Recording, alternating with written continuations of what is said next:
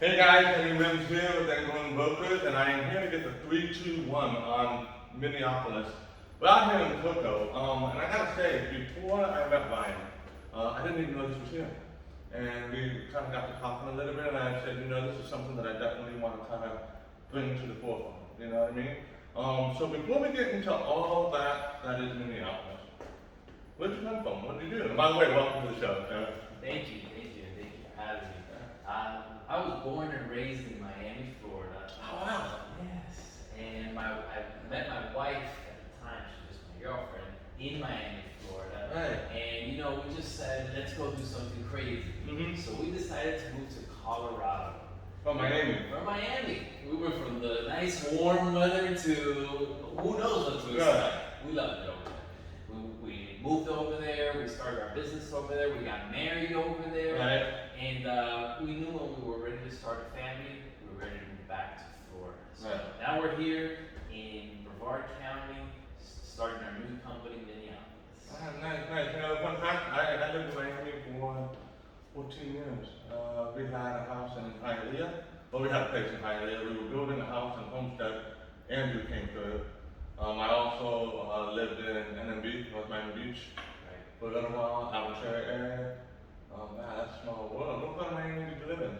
We were near Miccosukee. I'm not sure if you're familiar with that area. It's on 8th Street, 127th Avenue. My brother had a place there. And a big part of the inspiration that came to where Minneapolis is now is, a fun fact is when I was 19 years old, I had saved up some money, and I told my mom, hey mom, I want to buy a house. Long story short, couldn't buy a house. So I said, Mom, let's build an addition to your house so I can rent it out. And she's like, okay. So at 19 years old, I sketched some things up, sent it to an architect, had it built, and since she's close to FIU, you know FIU. Yeah, my mom went to FIU. Okay, well the FIU students loved it, and it's this tiny little space, 244 square feet. Oh wow, tiny. It's very small, and it has this small kitchenette, bathroom, and they love it. So I said, if they like this and it works, why can't we do this on a bigger scale? Right. So we, Miami and the people from Miami and the whole, it's different. Oh, yeah. My mom's Cuban, so it's like Cuban on the island. No way. Yeah. My wife is Cuban. No. Yes. God bless you, because wow. We get to eat good food. You do eat good. And one of the things that, being that my mom's Cuban, one of the things that people have to get used to when they come over to my house is things like I automatically offer cafecitos. Oh my God. We need more cafecitos in the 3, 2, 1. If you're out there and you make cafecito, let me know. This is just, wow, that's cool. So when you moved to Colorado, right, what was it that prompted you to move to Colorado? Have you been there before? Was it a place you wanted to come back to? Never even visited. Wait a minute, you just went and we said, honey, we're we're between California, Texas, and Colorado, and we just fell in love with the scenery of Colorado, like the photos. Right. We just packed our bags, stayed in a hostel until we found a place. And we figured it out. We ended up starting a business over there. We fell in love with the people, the environment, and just everything about it. What city did you live in? We lived in Denver, Colorado for 3 years. Okay. And then we moved up north to a small town called Windsor, Colorado. Okay. We actually lived in Pierce, which is even farther away, but our business was in Windsor. So Love is my wife. I call her Love all the time. But Love and I, we went to Denver, Colorado. We went to Aurora. For part of our anniversary trip. And then, we were there. We went to go see the soccer games and stuff like that. But we went up to where the casino is. There's a huge casino in Golden Town. Might be. I forgot the name of the town, man. It's been a couple of years. It's probably 45 minutes. Right. But I will tell you this: the bus drivers that drive along those little winding roads with the rapids are crazy. I was like, what's going on here? But we're going back up to Morrison the end of August because 2 bucket list items I have. One is to see the Black Rose. The other one is to go to the Red Rocks. They're playing at the Red Rocks. Perfect. Let's go. Perfect. Let's go. That's it. Now, I've had friends that live in Bloomfield, I'm sorry. Bloomfield, but I've never That's seen right. snow. That's not far from us. Well, kind of, yeah. But you got to see snow. I've never even seen snow in my whole life. I love Colorado. It's a beautiful place, but nowhere better than Florida. No way better than Florida. I'm 43 years old. I haven't been outside of Florida more than 6 months my whole life. I can't imagine being that. Just kidding, right? So, you moved back down here, and you said, hey, I'm here, now I'm going to do what? So, I was not a licensed realtor. I was not a general contractor. I've never built a house. I was clueless on what we were going to do. Right. However, we did have a dream, and our dream was to build a community of small houses that we can offer, affordable housing to. And I'm the kind of guy that I can know nothing, but I have such a drive in me to want to learn, Right. to want to help, to want to be part of something bigger than me. We're only here for a limited amount of time. Why not make the best of it? And long story short, I went out and I got my real estate license. I went out and I got my general contractor's license. I went out and figured out this whole tiny world movement. Right. That's very It hard. is a movement. But it's super complicated. It's not as easy as people would like, where you can buy a piece of land, just put a small house on it, bada bing, bada boom, affordable housing. It's not that easy. Yeah.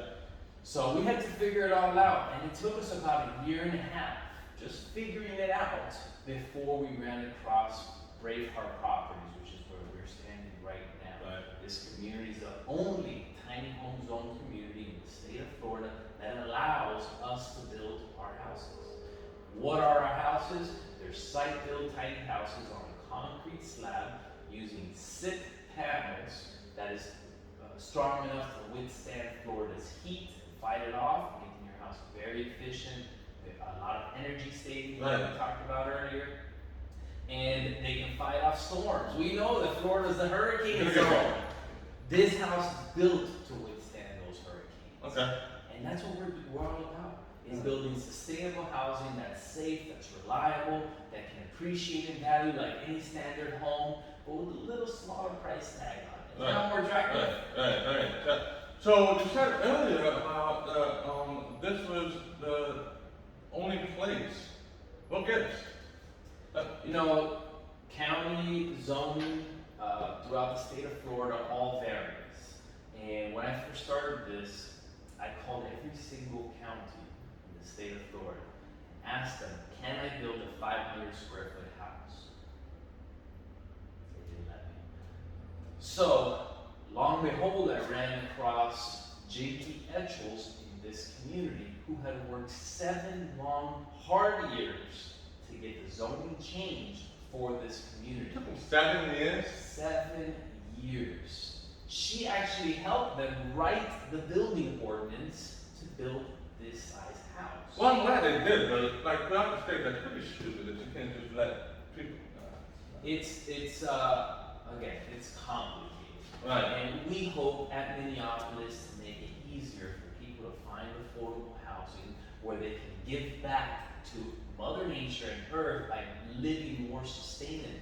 That means using less energy, that means using safer products, that means using products that we can reutilize in the future, that means having well-built homes that don't deteriorate or get damaged by circumstances in our environment or our climate.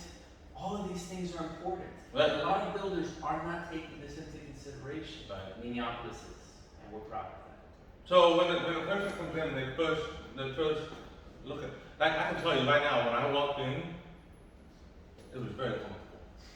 You know what I mean? And I'm on blood thinners, and I've had 2 of my surgery, so I'm on blood thinners and stuff. So I get hot and I get cold, and I get hot and I get cold. I haven't gotten hot or cold once since I've been in there. That's the walls. The walls, structurally insulated panels are the best. And I keep looking around on, hold on a second, what is it? Because even in my house, like in my house, I have to go outside to warm up. And then I come back inside to cool off. And then I go back, I know it sounds weird, but I mean the blood thinners and stuff like that, they kind of make it good. Okay. So not only is the climate in here well controlled because of our efficient mini splits and the materials we use for the walls, but we have plenty of lighting throughout the house that brings in some of the heat, just enough to keep you nice, but a lot of that light. And that's what we want. There's no south-facing windows. Everything that we designed in this property was built for perfection. Right.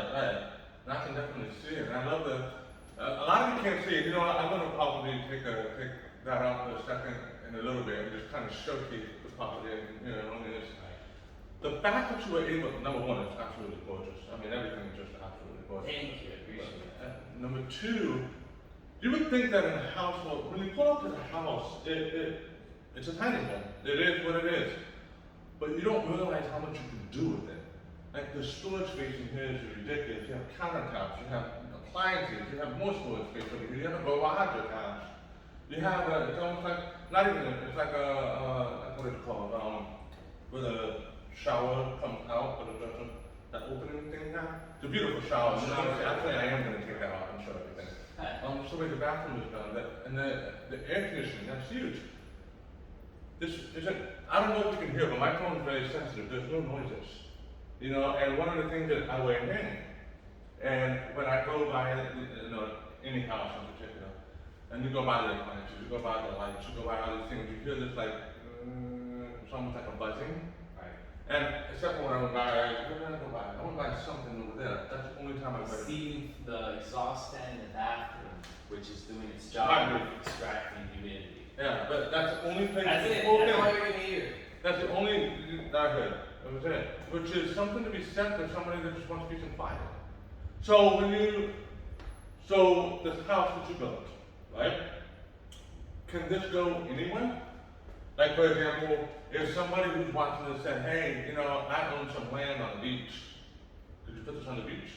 Okay, so we've had this question come up so much. Right. We love this house. However, can we put it somewhere else? The answer is yes. However, this is where the complications begin. Okay.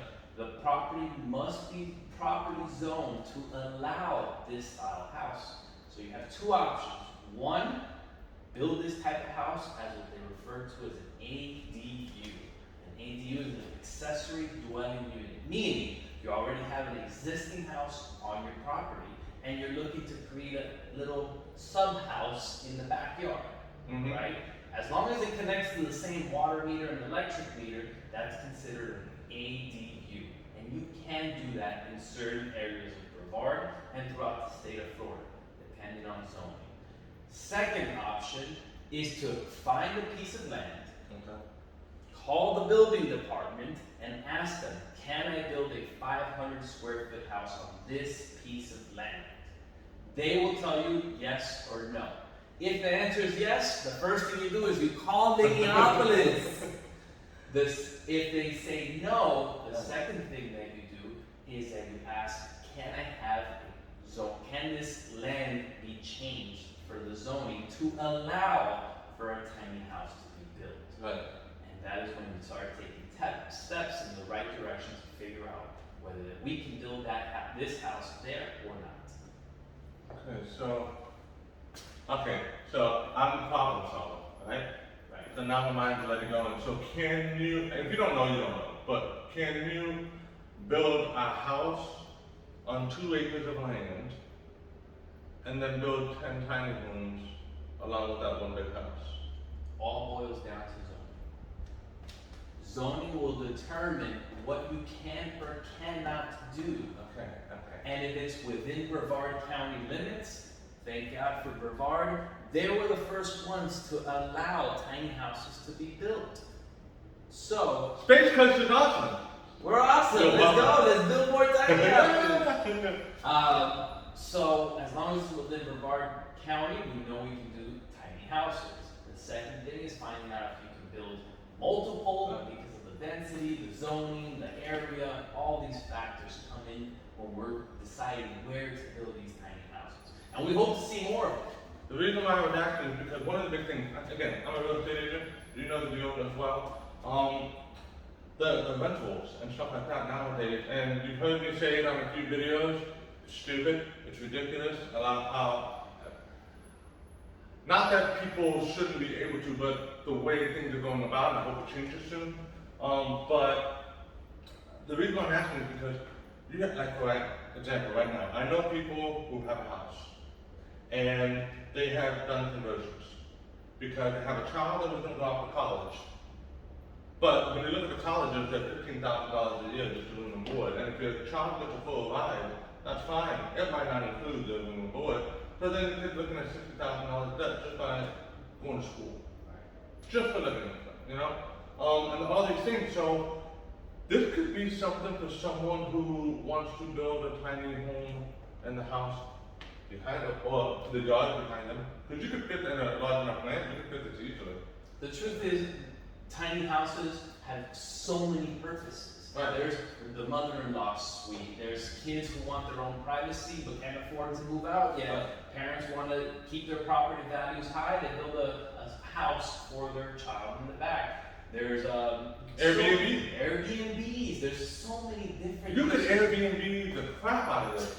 My wife and I, true story, and love to buy okay. Well, I don't know, but yeah. So when we go, like for example, when we go to St. Augustine, we go to Charlotte, we go to all these other places. We speak, well, not so much St. Augustine, because they actually it's funny you say that, because they have an attachment to their house. But we're going to stay like inside Charlotte, South Carolina, stuff like that. We're going to stay at the tiny homes. And some of these are, like, you don't know it's a tiny home. But we are huge advocates for them. And there's a place, and there's a right of even for anybody who wants to get into one. So Earlier you mentioned the simplicity of living tiny. Yep. And I think that right now, the reason I'm so excited about having an actual model where people can come visit, Yeah, come absolutely. see what 500 square feet feels like. Yeah. He's gonna show you around, but it's not the same. No. You have to come. And the whole purpose of this is to show people that small living doesn't necessarily mean having to sacrifice comfort. No. And when we design these houses, we design them with that in mind. And we want to make sure that people that give back to earth by living a more sustainable lifestyle do that comfortably. Right. And that means using less energy. That means being able to have grounds where you can plant your own food, Right. live off the land, and live in a safe dwelling that appreciates in value, Mhm. compared to something like tiny houses on wheels. I'm all about efficient living, you know, but there's some places where I cross the line. Right. I won't cross the line, and that's tiny houses on wheels. However, tiny houses that are safe, that are built to last, that can withstand hurricanes, I'm in. Sign me up. And I want to show you that you can too. Mhm. And by coming to visit us, you will feel that. So what is it that you have done with the house, if you could pick three things that truly separate this house from what most people would see, well, I should say most people would expect? Because to be honest with you, when I walked in, I've been in tiny homes before. This is not what I walked into before.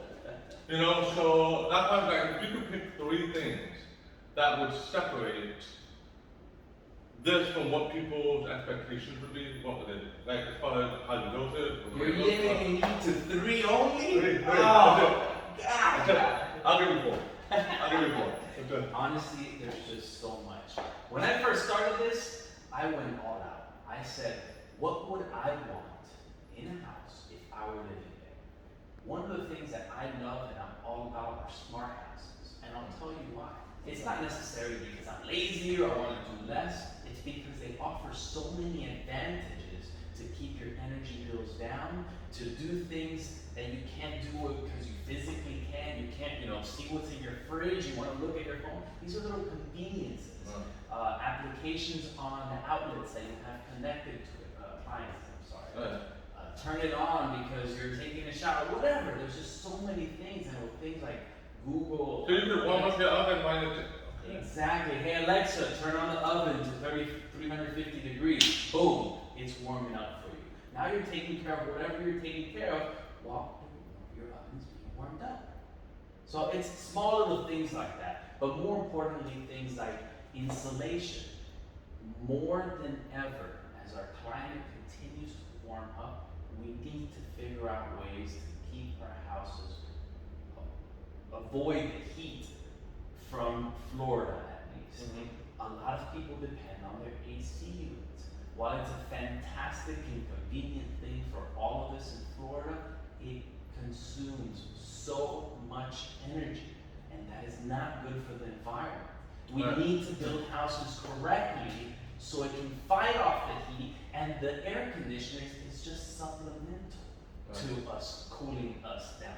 Right. And as it continues to get harder, these things are more and more important.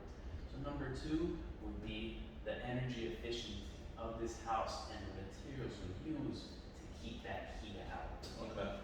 So when we were talking earlier, and the way you go about making sure that even the small, I say small details, but it's something I wouldn't think of it for you would be huge, is the walls, for example.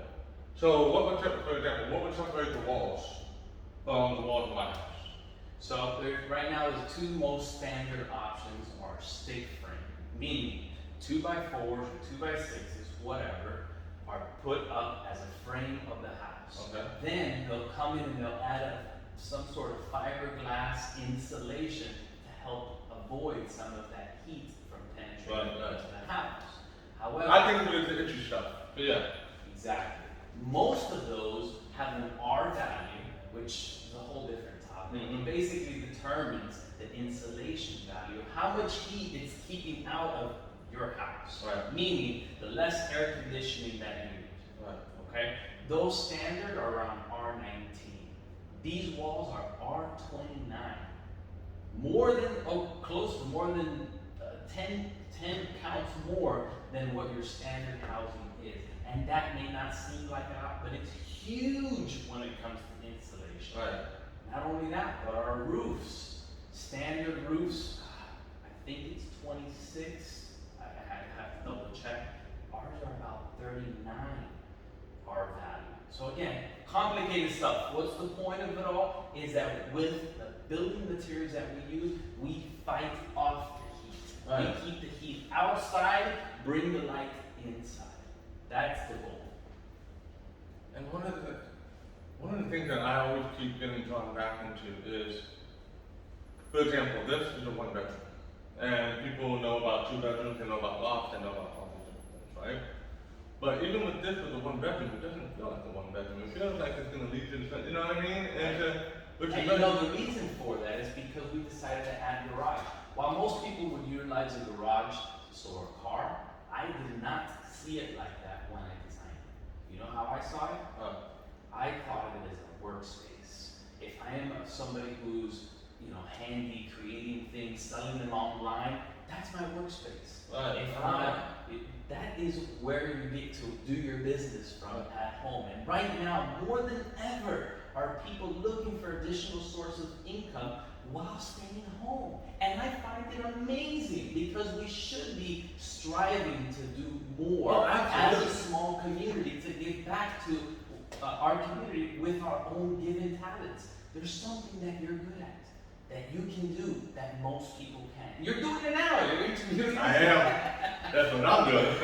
And you're great at that. Right. And there's something that everybody watching here is good at that they can do from home. And that garage provides a workspace for that. You know, it's interesting. When I was walking through there earlier, I even noticed that because most of the time I go into a garage, and I know this might not seem like a big deal, but most of the time I go into a garage, and I go to a dozen a week, usually, is that as soon as you walk into the garage, it's hot. I walked in over there, and even with it open, it wasn't hot. You know? It was built with the same materials that this house was built with.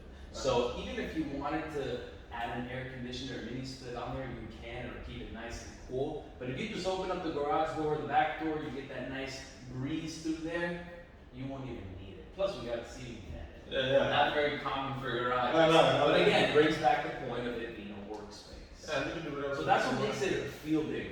Not only that, but a wraparound porch where you can sit back, read a book, have a cup of coffee, plan for your day, enjoy Mother Nature. Thank you. Right. It's a great place to do that.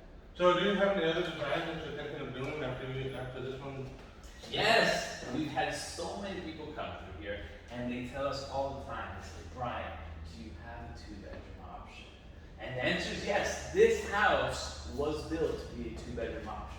We ran into some obstacles, won't get into all the details, but they didn't allow us to add the 2nd bedroom. But there's 16-foot ceilings, it can be added. It's structurally sound to hold a 2nd bedroom. That's a lot. However, a lot of the older community had asked, can we keep the 2nd bedroom on the 1st level? So to answer your Because question, of movement. limited mobility, Yeah. perhaps different circumstances, they want it on the first level. So our next two designs, our next two houses that we're building will be a 2-bedroom house, and hopefully, again, we're crossing our fingers, if everything goes as planned, 1 bathroom and a half. Nice. That's gonna be a big deal. Right. And push out and keep going and going and going. So when you have The goal is to get people outside. There's so much to do outside. There's so especially when much. the space goes.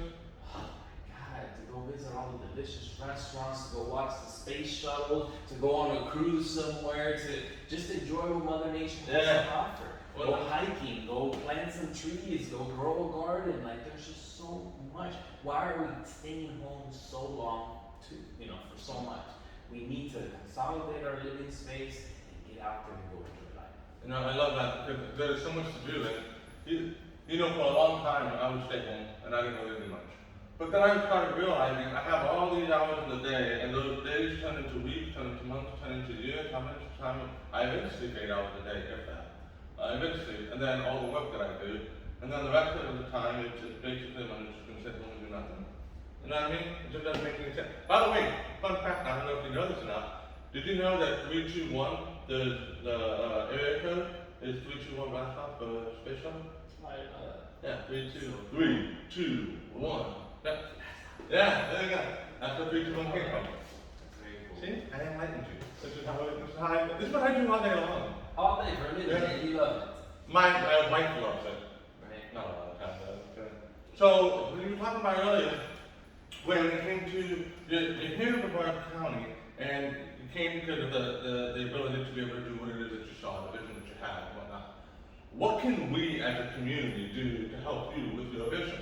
Because not just you, but I mean just the idea, the freedom to be able to say, you know what, I want to have a tiny home, or I've got 10 acres and I want to put this on the field, or whatever it is. There's churches right now. For example, there's a church called The House, and if you had there last week, it's already up. They're working with other people to try to get affordable housing for people who can't afford houses. For these $400,000, $500,000, $600,000 homes. So what is it that we as a community can do to help people who have a vision like yours to say, hey, allow this into our communities, we want it, to kind of help you along the way? What do you do? There's so much that we can do as a family, as a community, Right. give back to each other. I'm all about giving. I love seeing how I can help you become more successful, help the community come together. Right. I'm all about that. Now, if I was asking how can we help Minneapolis, I think one of the most important things is being an advocate for tiny houses. Right. Is showing that the community is fighting to put more of these out there. And that means calling the zoning department, that means showing up to town hall meetings and letting them know, we want tiny houses, we want more of them, for so many reasons, whether it's affordable housing for veterans, for single mothers in need, for, commuting, traveling members, for our newer generation that's stuck with so much student loan debt, whatever the reason they are, there's so many reasons, but affordable housing is necessary now more than ever. So the community can help by plugging in, by sharing information, by continuously being excited about what we're doing, because we're doing it for all of us. We're not doing it just for us. One of the things I think happens a lot in the community is, and you'll see people get, they either get one or two things. They'll either get analysis, paralysis, or they get so much information they don't know. Or they get this, I can't make a difference. There are so many meetings I've been to, there are so many, and not one team or the other, that's beside the point. But there are so many places that I've been to where you see the people who, I guess, have the money, are trying to make something happen that the community doesn't want to happen. They show up, and there's a reason why. It's because when you do show up, you have their ear. They have to listen to you. They might not like what you have to I say. think we all have 3 to 5 minutes to get our voice heard. And as much as you think nobody's listening, everybody's listening. Everybody's listening. So your word does make a difference. And all they need to do is continue to hear the noise. The more they hear it, the more they know they need to act on it. There's a young lady that I work with, and she does a lot of social media marketing and stuff like that. And one of the things she said to me was, it doesn't matter if they're doing the churn, it's all So if you show up, whether you're for or against, it doesn't matter. And everybody's right to their own opinions. Right. But just show up and have your voice heard. And there's some people who are afraid to speak. You don't have to speak, just show up. Just the numbers alone. You know, I don't know how many times when I was younger, I used to think I'm out when I was a little kid. And I was a short, fat kid with a mullet, glasses, a duck, so which is kind of, and I had a little mouth on there, I'm not gonna lie. But, you know, but my dad was a boxer, my grandfather was a boxer, so I would put him up. Well, the more you put him up, then the more Johnny, bad, whatever, wants to say, well, I'll take him, make a name for myself. The game changed when people started saying independent. Because then it was like, well, I don't want to take him on. And his friends. Whether the white friends could have done anything or not didn't matter. The fact that they were there, they see that. It's kind of like the peacock on his treasures thing. And then I think that's a great analogy, and that's exactly what we need. In order to make a difference and build more houses and offer more affordable housing and offer more sustainable housing, we need to make a difference. So when they see me put them up, they know they're not just messing with Minneapolis, they're messing with the community. yeah, and I think that would be something good to go. And a lot of times people don't want to listen, and it's not because they don't care. It's just they don't want to listen because they think nothing's going to come of it. They think that it's just going to, maybe it's a fact. But tiny homes have been going building for what, the last 2 decades now, and it's getting to the point where you can do things like this. 20 years ago, a tiny home did not look like this. Right? It looked like a little bungalow in the middle of the mountain. And you know I'm telling the truth too, because I've been there. Oh, yeah. Yeah, so, and now you can do all these things with it, and a lot of people just don't know. I think the more we push these kind of things to the forefront as far as options, I want people to be able to choose, you know. Again, I make a living selling houses, you know. Right. But it's about what the client wants. And if the client wants this, and they want to put it in their yard, whether I agree with it or not, they're my client. They want it there, what can I do to put it there? And when you come upon these obstacles and these people wanting to tell you no, for what? Now, I do understand the home values. I do understand that part. But we can at least try to do something where maybe on the outskirts of the city, where nothing is built.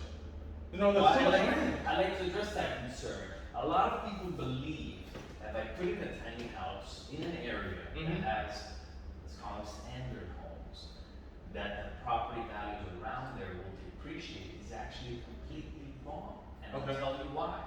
When you do calculations of cost per square feet, a tiny house calculation comes out to far greater than a standard house. So here's an example. A standard house, cost per square foot, right now I think the average is anywhere between $200 to $250 a square foot. That's the average for a standard house. For a tiny house, because the way it works, the calculations are slightly different, we average about anywhere between $300 to $500 a square foot. So now, you have this tiny house in this area filled by standard homes, and they're doing their cost per calculations. That tiny house helped your numbers go up. I've never really think about it. So again, it's a lot of new things, and it's so much to be out there to try to teach the world so much, you know, with such limited resources. But I hope with messages like this and with the community standing behind us, asking more questions and cheering us on, and you know, being behind us throughout this whole process, we want more people to learn what we can do and the impact that we can make. So what would you, if somebody were to say, hey, I want to go out and check this house out, right? Which I'm going to be showing you in a minute, but like I said earlier, I can show you the video. Just call this guy. He'll come and show it to you. Hey, if the split's okay, then no, I'm kidding. We pay full commission. So actually, you know what? I'd love to make an announcement. We actually offer our real estate agents, great ones, 3% commissions on the sale. Plus, if the house is sold before July 30th, we're offering an additional $1,500 bonus. And we hope that that money goes towards something good in the community. I want to go on vacation. There you go. Hey, I'm calling all of you now. So when somebody wants to come out here, let's say having them out, let's say they come out with whatever it is. What is something that you want them to know? It could be more than one thing actually. Right. What is something that you want them to know, realize, understand before they walk through the school? Something that, so when they walk into the door, they're going to have an expectation. You know? What do you want them to know? Surprisingly, the amount of people that have come through this house have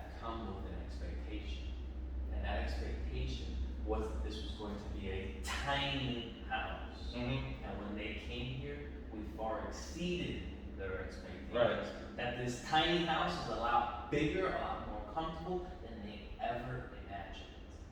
The only expectation that I would set is when you have a property that's built well, that has you and the environment in mind, it comes at a cost.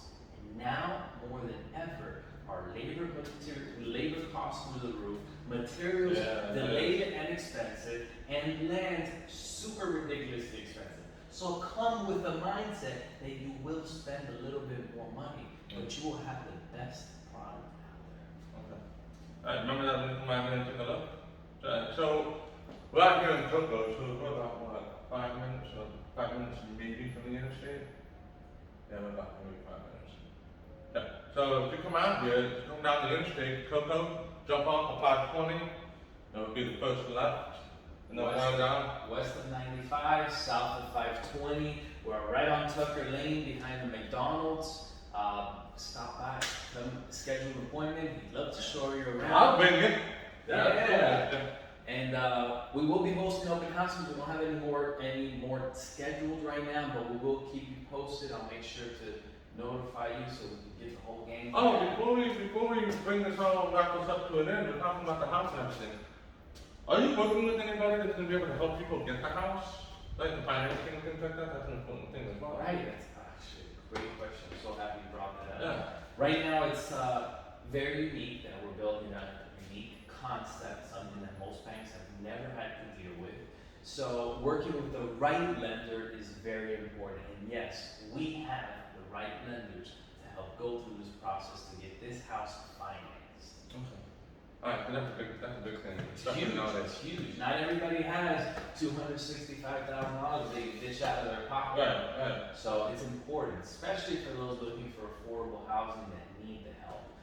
We accept VA loans, FHA, conventional, cryptocurrency, you name it, we accept. Cryptocurrency! Yeah, that's a big thing. It's huge. Yeah, so, hi, beautiful, well, Brian, I want to thank you so much for taking the time. I'm going to take this off the mountain right now and then kind of just show the house around a little bit. Not everything though, because then there'll be nothing left for you to come and see. But thank you again for coming here, for sharing the message, and for letting the community know that we're here. Oh, you're very welcome, man. I really do appreciate it. And like I said, this thing is awesome. I'm only going to show you a little bit though. Take a tour with this guy.